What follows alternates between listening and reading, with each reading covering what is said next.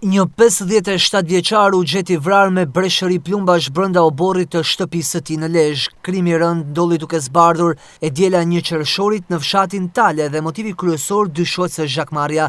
Viktima u identifikua si Pjetër Kaza.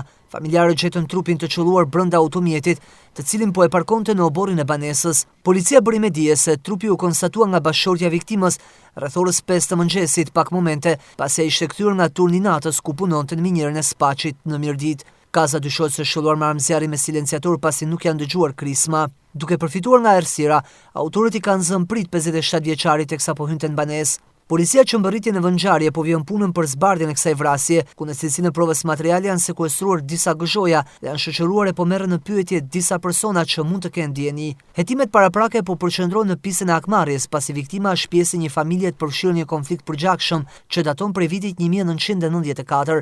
Zanafilla e këtij zinxhiri vrasjesh lidhet me ekzekutimin e Nduë Kazës, i shefit të krimeve të Rreshenit, i vrarë në 7 janar të 94-s në mes të qytetit. Autorët e dyshuar, vëllezëri Dod dhe Agustin Gjini, u arratisën pas ngjarjes. Në vitin 97 Martin Kaza, vëllai i Nduë Kazës, vrau për hakmarrje 2 vëllezërit në Laç dhe për këtë ngjarje u dënua me 22 vite burg. Përplasja mes familjeve duket se nuk u ndal.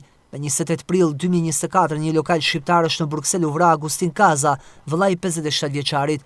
Ai u qellua për vdekje me armë zjarri në kokë dhe krahëror, ndërsa Pjetër Kaza është viktima e tretë në këtë konflikt që po vjen prej më shumë se 3 dekadash.